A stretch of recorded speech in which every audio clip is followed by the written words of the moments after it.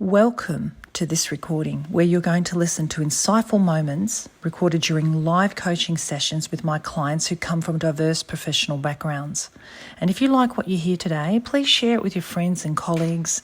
And remember to hit the subscribe button now and ensure that you never miss any other episode. Thank you.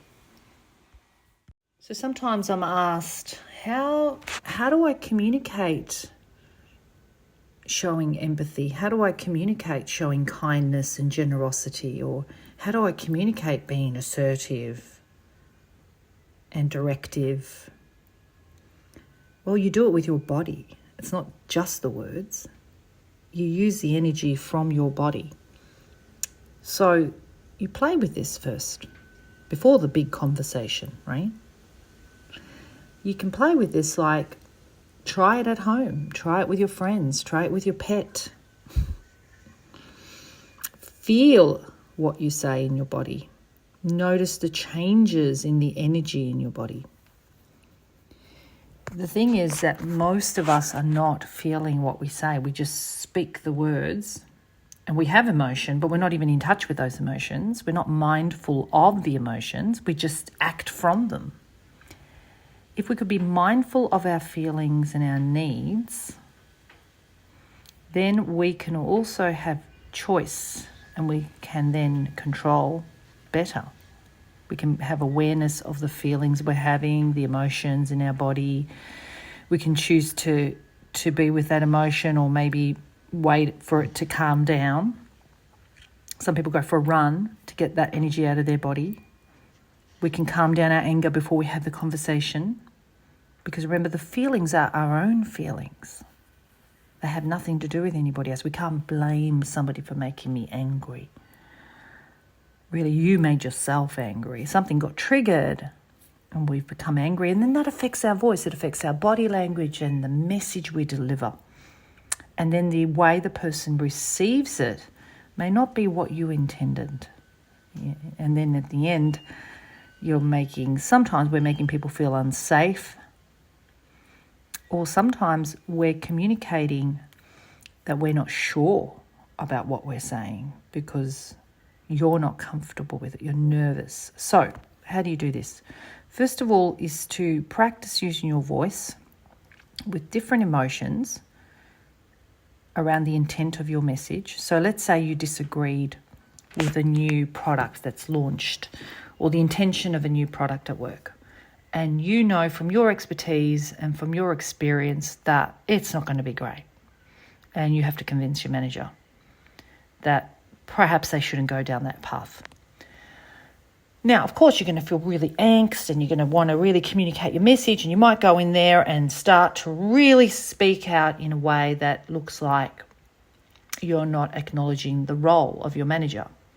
You come in being bossy and demanding, and then you can run into a problem where the manager starts to put you in your place or you ruin the relationship.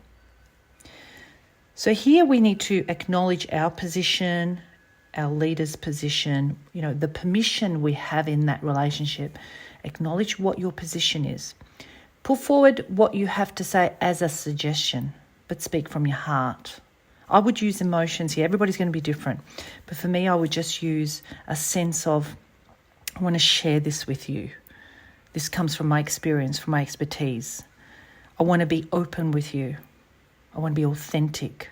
I'd like this from my staff too. I would like to have these open communications that are not forceful. They're not forcing anybody. There's no winner or loser. There's just this sharing of opportunity. Okay, so this is important because the words aren't as important as the emotion, the way you present yourself, the way you walk in the room, the way your body language looks, the way your face looks. Yeah, so you can feel when people are warm, when they're not pushy, when they're not aggressive, but they're also stern. So I can do both. I can be gentle with my heart, really just being open and vulnerable and visible and authentic and strong with my eyes. This is important to me. I want to share this with you. I really feel this isn't right. but I'm using kind of a little bit of a breathy sound. It comes from my heart, perhaps even my gut. There are 3 brains: head, heart, gut. A little bit from my gut going, be careful, don't step over the line, do not offend your manager, keep the communication open. At the end of the day, they are in charge. Right? I can never step into their seat, but I can share from my perspective, you see. So my gut's keeping me safe. My heart's saying, I just want to be heard. I want to be understood. I want to make a difference. Yeah? I want to be visible.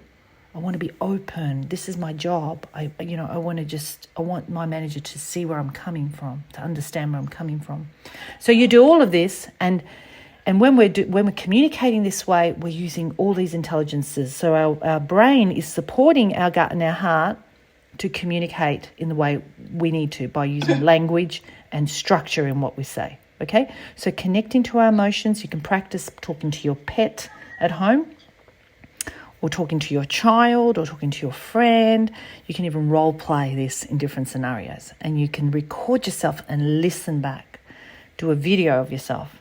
Watch your face, watch your body. Listen to your voice tone on a recording. And then you ask yourself, if I was on the other side and I was a manager and I really wanted this product to launch, how would I want to hear perhaps another side of it? Do I want to hear it in this way or that way? So positioning yourself in different places, that can help. Thank you for listening to this recording. I hope it has helped you. Please remember to subscribe to this channel. I'll see you next time.